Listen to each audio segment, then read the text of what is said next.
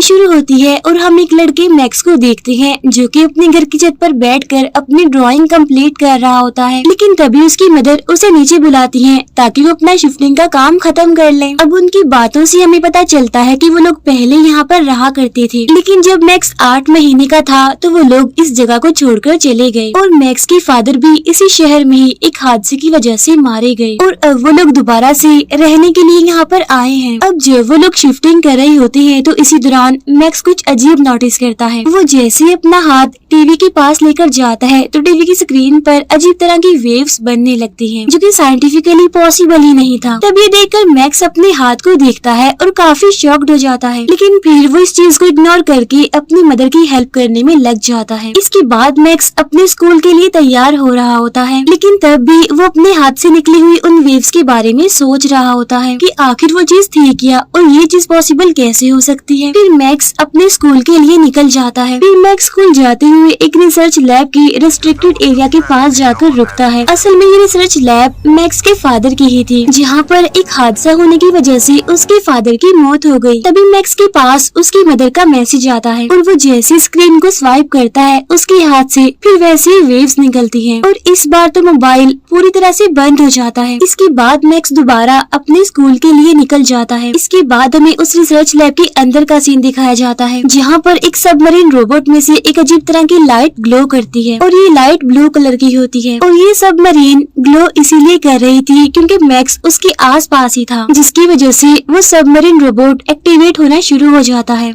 इसके बाद स्कूल जाते हुए रास्ते में एक गाड़ी से टकराने की वजह से मैक्स की साइकिल टूट जाती है और मैक्स दूर जाकर गिरता है। तब उसकी मदद करने के लिए वो कार ड्राइवर जो कि एक लड़की थी वो आती है और इस लड़की का नाम सोफिया होता है। वो मैक्स से कहती है कि स्कूल के बाद तो मुझे मिलना, मैं तुम्हारी साइकिल को बिल्कुल ठीक कर दूंगी। इसके बाद जब मैक्स स्कूल जाता है तो हमें पता चलता है कि मैक्स के फादर इस शहर में काफी फेमस थे और लोग उनकी काफी इज्जत किया करते थे। स्कूल खत्म होने के बाद मैक्स एक जगह पर जाकर बैठ जाता है, जहाँ पर वो उन वेव्स यानी अपनी पावर्स के बारे में सोचकर काफी कंफ्यूज होता है। लेकिन तभी वहाँ पर सोफिया अपनी गाड़ी लेकर आती है और मैक्स की साइकिल को ठीक करने के लिए वो उसे अपने गैरेज में ले जाती है। गैरेज में जाकर सोफिया मैक्स की साइकिल को बिल्कुल ठीक कर देती है। इसी दौरान हम नोटिस करते हैं कि वो दोनों एक दूसरे से मिलकर बहुत खुश हैं। इसके बाद मैक्स अपने घर वापस चला जाता है। घर आकर मैक्स अपने घर में माइल्स नाम के एक आदमी को पाता है और उसकी मदर उससे बात कर रही होती है। असल में ये पर्सन यानी माइल्स मैक्स के फादर के साथ काम किया करता था और ये इनका एक फैमिली फ्रेंड भी था। फिर हमें उसी रिसर्च लैब में वही सबमरीन रोबोट दिखाया जाता है, जहाँ उसके अंदर वो ब्लू लाइट फिर से ग्लो करने लगती है, लेकिन इस बार वहाँ पर पानी में एक काफी बड़ा ब्लास्ट होता है और वो जो चीज होती है वो पानी को एक शेप दे देती है। तब 2 साइंटिस्ट वहाँ पर चेक करने के लिए आते हैं। तब उनमें से एक साइंटिस्ट उस चीज को टच करने के लिए आगे बढ़ता है। अब जैसे ही वो साइंटिस्ट उस चीज को हाथ लगाने वाला होता ही है कि दूसरा साइंटिस्ट पावर को कट कर देता है, जिसके बाद पानी से एक छोटा सा फ्लाइंग ऑब्जेक्ट बाहर आता है और वो वहाँ से भाग रहा होता है। तो वो दोनों साइंटिस्ट जल्दी से सिक्योरिटी को बुलाते हैं ताकि वो उस फ्लाइंग ऑब्जेक्ट को ढूंढ सके। वो छोटा सा फ्लाइंग ऑब्जेक्ट रिसर्च लैब से भागने की कोशिश करता है। तब उसे रोकने के लिए बहुत सारे सिक्योरिटी गार्ड्स उसके पीछे पड़ जाते हैं, लेकिन वो फ्लाइंग ऑब्जेक्ट बिल्कुल बॉल की तरह होती है और उसकी स्पीड भी काफी तेज होती है और पावर कट होने की वजह से वहाँ हर तरफ अंधेरा ही अंधेरा था और इतना अंधेरा होने की वजह से सिक्योरिटी गार्ड्स को भी काफी मुश्किल पेश आ रही थी उस फ्लाइंग ऑब्जेक्ट को पकड़ने में, जिसकी वजह से वो उसे नहीं रोक पाते और वो फ्लाइंग ऑब्जेक्ट उस रिसर्च लैब से निकल जाता है। उधर मैक्स के घर का सीन दिखाया जाता है, जहाँ पर वो लोग खाना खा रहे थे। वो आदमी माइल्स कहता है कि मैं और मैक्स के फादर हमेशा इस बात पर ही डिस्कस करते रहते थे कि हमारा गोल क्या है। अब यहाँ पर हमें पता चलता है कि असल में माइल्स ने ही मैक्स और उसकी मदर को काफी इंसिस्ट करके यहाँ इस शहर में बुलाया था। इसके बाद माइल्स वहाँ से चला जाता है। मैक्स भी अपने रूम में चला जाता है सोने के लिए। फिर वो अपने रूम में पहुंचकर कंप्यूटर में अपने फादर की रिसर्च लैब में हुए उस हादसे के बारे में सर्च करता है जिसमें उनकी मौत हुई थी। तो वहाँ पर मिली कुछ क्लिप्स की मदद से हमें ये पता चलता है कि एक बहुत बड़े तूफान की वजह से उसके फादर की मौत हुई थी, लेकिन नेचुरली ऐसा तूफान पॉसिबल ही नहीं है। तो इसका मतलब ये है कि वो तूफान किसी ने खुद बनाया था, लेकिन वो तूफान किसने बनाया था, किस मकसद के लिए बनाया था, इसके बारे में हम आगे जानेंगे। अभी मैक्स उन क्लिप्स को देख ही रहा होता है कि तभी अचानक से उसका कंप्यूटर ऑफ हो जाता है, जिसकी वजह से गुस्से में मैक्स जैसे ही अपना हाथ टेबल पर मारता है तब उसके हाथ से दोबारा वही एनर्जी लिक्विड वेव्स बाहर निकलती हैं। और इस बार तो वो नजर भी आ रही थी,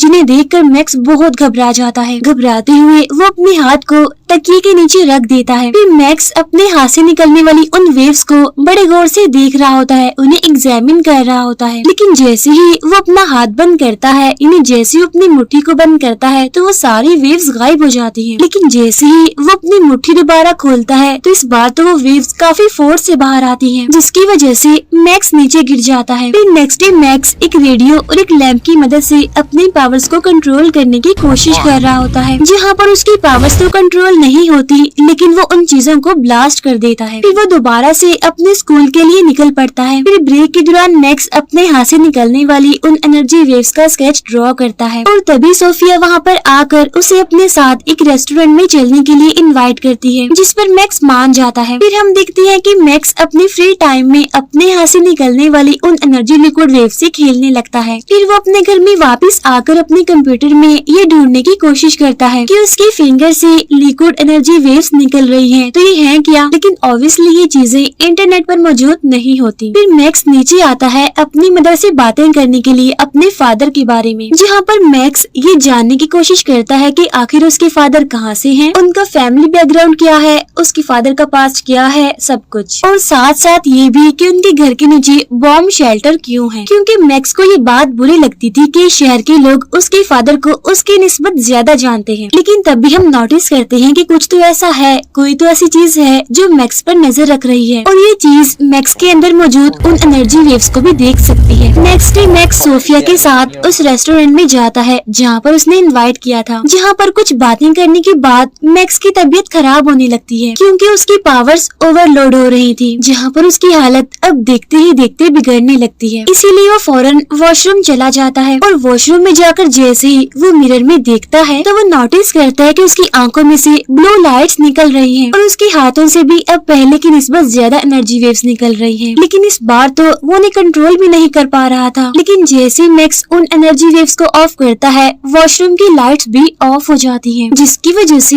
वहाँ पर हर तरफ अंधेरा हो जाता है और अब तो मैक्स की बॉडी से भी ब्लू कलर की लाइट्स निकलने लगती है, जो कि काफी हैरान कर देने वाली बात थी। इसका मतलब ये है कि उसकी पूरी बॉडी में ही एनर्जी वेव्स हैं, ना कि सिर्फ उसके हाथों में। अब इन सब की वजह से जाहिर सी बात है मैक्स बहुत डर जाता है और वो सोफिया को वहीं पर अकेला छोड़कर वहाँ से भाग जाता है। लेकिन यहाँ पर हम नोटिस करते हैं कि जो चीज मैक्स पर नजर रख रही थी वो उसका पीछा करते हुए यहाँ रेस्टोरेंट में भी आई हुई थी। अब जहाँ जहाँ मैक्स भाग रहा होता है, जा रहा होता है, वो चीज भी उसका पीछा करती है। मैक्स भागते भागते जंगल में चला जाता है और जंगल में पहुँचते ही मैक्स की बॉडी से निकलती हुई एनर्जी वेव्स बहुत ही ज्यादा क्वांटिटी में अब बाहर निकलती हैं, यानी कि उसकी एनर्जी वेव्स अब आउट ऑफ कंट्रोल हो गई थी, जिसकी वजह से अब सिचुएशन भी कंट्रोल से बाहर निकलती हुई नजर आ रही थी। इन सब से डरते हुए घबराते हुए मैक्स बहुत जोर से चिल्लाता है, जिसकी वजह से बहुत सारी एनर्जी वेव्स उसकी बॉडी से निकलती हैं। यही वजह बनती है कि मैक्स फौरन बेहोश हो जाता है। अगले सीन में मैक्स अपनी आंखें खोलता है अपने घर की बेड पर, लेकिन उसे ये समझ नहीं आती कि वो तो बेहोश हो गया था, तो वो फिर अपने घर कैसे आया। अब वो जैसे ही फ्रेश होने के लिए वॉशरूम में जाता है तो वो देखता है कि उसके टी शर्ट पर बहुत सारे छोटे छोटे सुराख बने हुए हैं और ये सब कुछ उस एनर्जी वेव्स के बाहर निकलने की वजह से हुआ है। अब वो जैसे ही अपनी टी शर्ट को रिमूव करता है तो उसकी चेस्ट पर हम अजीब तरह के निशानों को भी नोटिस करते हैं। तब ये देखकर मैक्स तो बहुत डर जाता है और काफी घबरा जाता है। अब मैक्स जैसे ही मिरर के पीछे रखी हुई मेडिसिन को लेकर मिरर को बंद करता है तो उसके पीछे हमें वही छोटा फ्लाइंग ऑब्जेक्ट दिखता है, जिसकी वजह से मैक्स डरते हुए अपने रूम में जाकर रूम का दरवाजा बंद कर लेता है। फिर वो फ्लाइंग ऑब्जेक्ट मैक्स के कमरे में भी घुस जाता है। यहाँ पर वो फ्लाइंग ऑब्जेक्ट बोलता है और अपना नाम बताता है। वो कहता है कि मेरा नाम स्टील है और मैं एक सिलिकॉन बेस्ड लाइट फॉर्म हूँ। इसका मतलब मैं एक आउटर स्पेस से आया हुआ एलियन हूँ और मेरा बेसिक काम है तुम्हें यानी मैक्स को प्रोटेक्ट करना। इसके बाद हम देखते हैं कि मैक्स की बॉडी से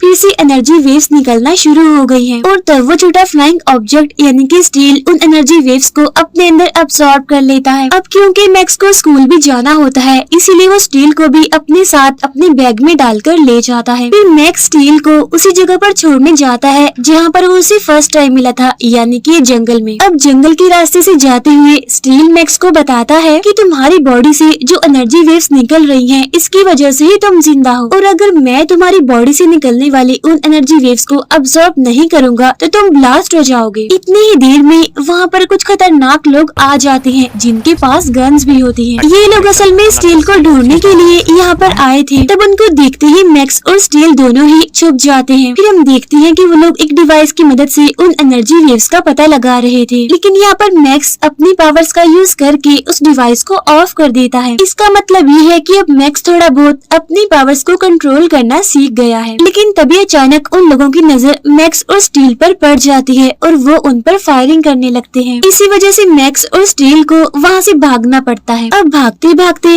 स्टील को कुछ यादें आने लगती हैं। अब क्योंकि मैक्स और स्टील दोनों एक दूसरे के साथ कनेक्टेड हैं, इसीलिए स्टील की उन यादों को मैक्स भी देख पा रहा था, जिसमें पहले तो वो रिसर्च लैब की तबाही को देखता है और बाद में उन्हें स्टील की रिफ्लेक्शन भी नजर आती है। और जब मैक्स इस बारे में स्टील से पूछता है तो वो उसे कुछ भी नहीं बता पाता, क्योंकि स्टील को भी ज्यादा कुछ याद नहीं होता। इसके बाद हम देखते हैं कि वही लोग दोबारा से उनके पीछे पड़ जाते हैं, जिसकी वजह से मैक्स स्टील को अपने साथ स्कूल ले जाता है। अब जैसे ही मैक्स की क्लास खत्म होती है तो उसकी मुलाकात सोफिया से होती है, जो मैक्स को फिर से रेस्टोरेंट में आने के लिए इनवाइट करती है। अब जैसा कि हम जानते हैं कि मैक्स अपने बैग में स्टील को छुपा कर लाया था, इसी वजह से वो बैग में अनकंफर्टेबल होकर हलचल कर रहा होता है, जिसकी वजह से मैक्स को वहाँ से जाना पड़ता है। फिर वो दोनों एक ग्राउंड में जाकर बैठ जाते हैं और डिस्कस करने लगते हैं कि सारी सिचुएशन को कैसे कंट्रोल किया जाए। तभी उस टाइम मैक्स के बैग से एक ड्राइंग बाहर आती है, जहाँ पर उसने अपने ही फादर की रिसर्च लैब को ड्रॉ किया हुआ था। तभी देखकर स्टील उसे बताता है कि हम लोगों को मारने के लिए अल्ट्रा लिंक्स आएंगे। अल्ट्रा लिंक्स भी असल में एक एलियन ही होता है और यही अल्ट्रा लिंक्स ही मैक्स के फादर की मौत की वजह है। इसके बाद वो दोनों अपने फादर की रिसर्च लैब में जाते हैं और अब ये लैब पूरी तरह से वीरान होती है। वहाँ पर जाकर मैक्स अपनी पावर्स की प्रैक्टिस करने लगता है, जहाँ पर मैक्स बहुत सारी नई नई चीजें करता है, जैसे कि वो वहाँ पर मार्शल आर्ट करता है, पार्कोर करता है और जिम्नास्टिक करता है। इसके बाद वो बड़े बड़े जंप भी करता है। इन शॉर्ट इतनी थोड़े टाइम में ये सब कुछ करने की पावर्स उसके अंदर आ जाती है। फिर मैक्स गलती से एक काफी बड़ा जंप कर देता है और ऊपर जाकर वो बाय मिस्टेक नीचे गिर जाता है, लेकिन ठीक टाइम पर स्टील उसे बचा लेता है। लेकिन तभी वो दोनों आपस में लिंक्ड हो जाते हैं, जिसकी वजह से वो लोग ट्रांसफॉर्म हो जाते हैं एक अलग ही तरह के सूट में। तब सूटअप होते ही मैक्स को कुछ विजन्स आते हैं, जो कि असल में स्टील की मेमोरीज होती हैं, यानी उसकी यादें, जिसमें कि वो अपने फादर को देखता है और मैक्स के फादर स्टील को देखते ही पहचान लेते हैं। इसके बाद जब वो दोनों अनलिंक्ड होते हैं तो मैक्स स्टील से पूछता है कि तुम मेरे फादर को कैसे जानते हो, लेकिन इसका जवाब स्टील नहीं दे पाता क्योंकि उसको भी कुछ याद नहीं होता। लेकिन वो सिर्फ ये कहता है कि जिस तूफान से तुम्हारे फादर की मौत हुई थी वो असल में एक अल्ट्रा लिंक था। इसके बाद हमें अगले दिन का सीन दिखाया जाता है, जहाँ पर मैक्स और स्टील घर में होते हैं, जहाँ पर मैक्स डिसाइड करता है सब कुछ अपनी मदर को बताने का, लेकिन उसकी मदर तो घर पर ही नहीं होती। तभी मैक्स अपने फ्रिज पर एंटीक का साइन देखता है और वो डिसाइड करता है कि वो एंटीक जाकर माइल से इस बारे में सब कुछ पूछेगा। एंटीक असल में एक कंपनी होती है और मैक्स माइल्स के पास इसीलिए जाना चाहता था क्योंकि उसके फादर की मौत के टाइम माइल्स भी वहीं पर ही मौजूद था। इसीलिए वो स्टील को लेकर वहाँ से निकल पड़ता है, लेकिन रास्ते में दोबारा उन्हें फिर वही लोग मिल जाते हैं जो पहले भी उनका पीछा कर रहे थे। तब मैक्स किसी तरह उनका ध्यान भटकाते हुए दोबारा से सोफिया की गाड़ी के आगे आ जाता है, लेकिन अब क्योंकि एंटीक यहाँ से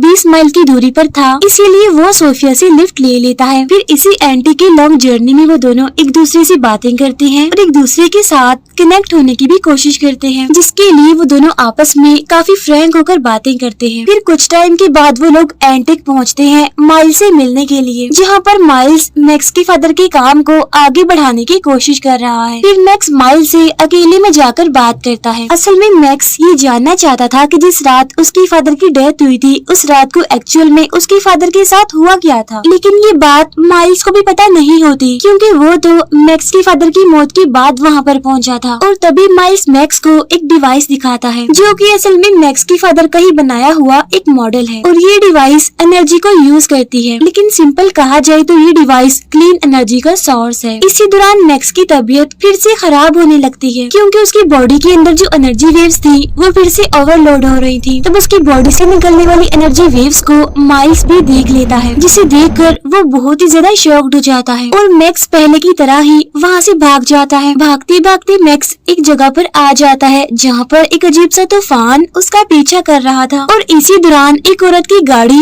रेलवे ट्रैक पर आकर फंस जाती है। तब मैक्स उस लेडी की हेल्प करने के लिए जाता है और वो अपनी पावर से उसकी गाड़ी को स्टार्ट भी कर देता है। अब देखते ही देखते वो तूफान मैक्स को अपनी तरफ खींचने लगता है और जब वो मैक्स को निगलने ही वाला होता है तो बिल्कुल ठीक टाइम पर वहाँ स्टील आ जाता है। यहाँ पर वो दोनों लिंक्ड होते हैं और एक बार फिर से उस सूट में ट्रांसफॉर्म हो जाते हैं और इस बार मैक्स काफी अच्छे से उस सूट का इस्तेमाल करके उस तूफान को खत्म कर देता है और ये तूफान भी एक अल्ट्रा लिंक था। तूफान को खत्म करने के बाद जब मैक्स अल्ट्रा लिंक की तरफ आगे बढ़ता है तो वो देखता है कि वो अल्ट्रा लिंक तो बिल्कुल स्टील की तरह ही दिख रहा है। तो इसका मतलब साफ था कि स्टील भी अल्ट्रा लिंक का ही हिस्सा है। तब यहाँ पर फिर से मैक्स को विजन्स आने लगते हैं और इन विजन्स को देखकर ऐसे लगता है कि स्टील ने ही मैक्स के फादर को मारा है। लेकिन स्टील यहाँ पर मैक्स को बताता है कि तुम्हारी फादर इस एनर्जी वेव को जो कि तुम्हारे अंदर है इसी अल्ट्रा लिंक के खिलाफ यूज कर रहे थे, यानी कि तुम्हारे फादर के अंदर भी ये एनर्जी मौजूद थी जो कि तुम्हारे अंदर है। यहाँ पर स्टील मैक्स को ये भी बताता है कि अल्ट्रा लिंक्स असल में जमीन को डिस्ट्रॉय करने के लिए आए हैं और सिर्फ तुम्हारी एनर्जी ही